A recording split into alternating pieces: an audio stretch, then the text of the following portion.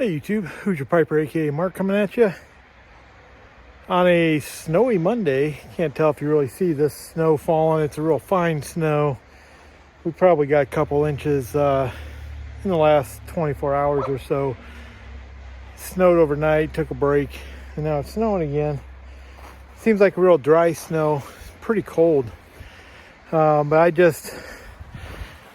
see my whacked out German Shepherd pup back there. I just did the driveway, and now I'm just kind of doing a couple things that I'm trying to stay on top of. One is my rabbit hutch.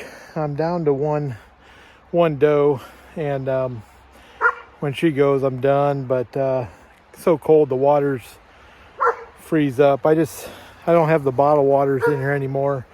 It's I just put a bowl in there because it's easier for me to knock the ice out. So I'll be checking that. It probably froze up. I'll need to change that. And yeah, I gotta get a trickle charger on my lawn tractor. Anyways, yeah, I'm just doing a little bit of things here and there, but it's pretty. Snow falling. My dog is upset that I'm out here in the backyard, and he's on the lead out front, so he's yipping. Old Gunny. Anyway, I'll take you along for a quick little video here.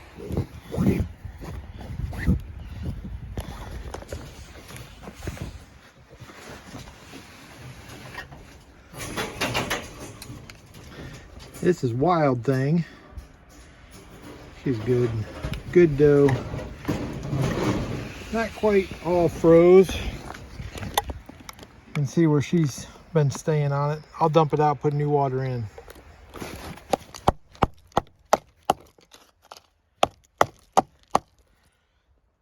Pretty much just try to knock most of that ice.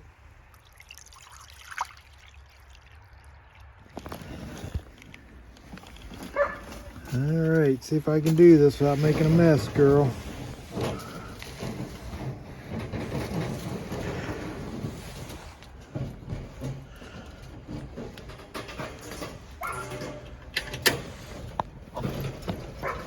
Probably need to add some feed. In the winter, I don't restrict any feed to my rabbits. I've not restricted any to her. She's not going to be bred anymore, as far as I know. But it's a little bit lower protein feed, and I try to just give her whatever she wants in the winter, help her keep that fat content up. So hutch is covered with canvas, and I've got 2 heat lamps in there, and it still is below freezing in there, so it's warm enough for her. She stays all right, but it cuts the wind down, and that's the main thing. I want to keep the wind off her. And I get about not quite 12 hours on a cold day like today before that bowl of water freezes up.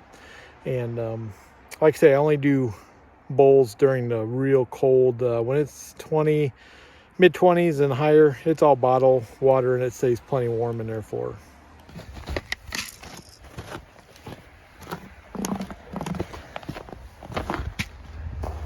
Next, I think I'm just gonna run a shovel over this so I don't break my neck. Gets me out to the hutch.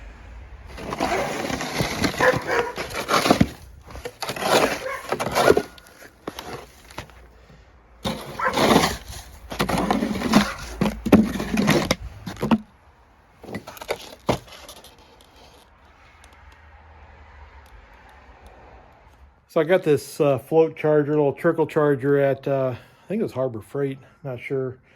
It's less than 10 bucks. I'm hoping it works. But with this real cold, I got thinking my lawn tractor battery's probably getting sapped, and it might be dead. But I need to get this on it and keep it maintained during these really cold next few weeks. We got a couple good weeks of really serious cold. So here's the old girl. I got to get her all uncovered. I got a plug right up here. Should be able to reach out with the charger. I'm not even going to try to start it. I know it starts hard, cold anyways, but we'll get that charger on there, and hopefully that'll do some good come spring.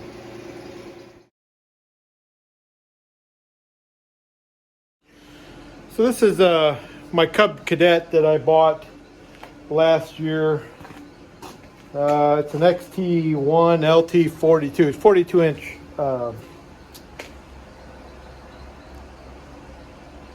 42 inch cut. Yeah, that's what I'm trying to say. My mind just went boop, blank. But when I keyed it on, I didn't try to start it, but before I put the charger on there, I keyed it on just to see what my volts might be. It tells me it's got a really nice digital readout, and it was at 12.4. So I went ahead and put it on. Pretty easy to hook up. I mean, if you've hooked up battery chargers, you can hook up one of these. Hook it up prior to plugging it in, then plug it in. And it's got a red light on there. Lets me know that I did it right, which I need. So I've got this old fitted sheet, just an old fitted sheet that I use to cover the tractor. I may get a regular tractor cover for it, but it does the job. I just want the dust to stay off of the tractor over the off season. I don't have a plow or anything for it. I wish I did. I'm getting tight on equipment. I got a rear tine there. I got another tiller down there. I got a push mower, and that was going to be a smoker, and it just never worked out. Whole different video. Then I got my little utility wagon, which I absolutely love, and it packs this wall pretty good in my shop. All right, well, I think that's everything that I had. Just a few odd jobs that I needed to do. Probably gonna put some salt down out here on the drive. I don't know if you can really see that, but the area that I shoveled all the way out to the road that I did not put salt down on prior to coming back out this morning or this afternoon, it's all snow covered again. So I'm not gonna tackle that again, but up here I like to keep some salt down just because my wife and kids are out walking around, and it keeps them from slipping. I think that's pretty important.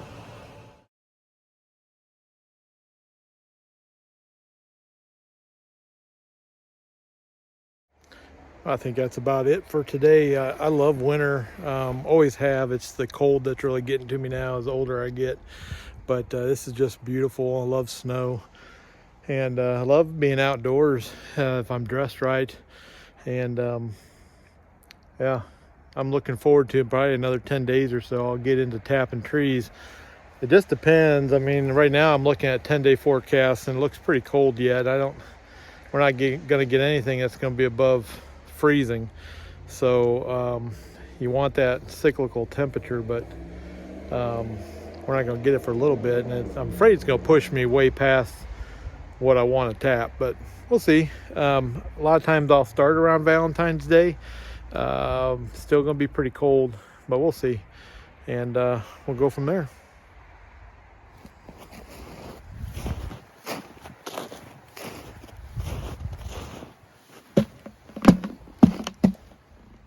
So real quick, these boots that I have, I bought, I want to say I bought them from Sportsman's Guide, but I'm not sure. It was a discount retailer somewhere.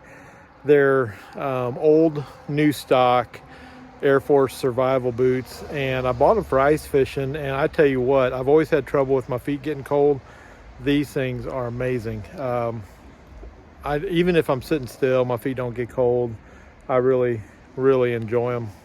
And yeah, if you find a pair, they got the wool liners in them, and they come up right underneath my knee, and they do a great job. So if you find a pair, pick them up. I think I gave less than $40 for them, I think. So I guess you gotta find your own deal.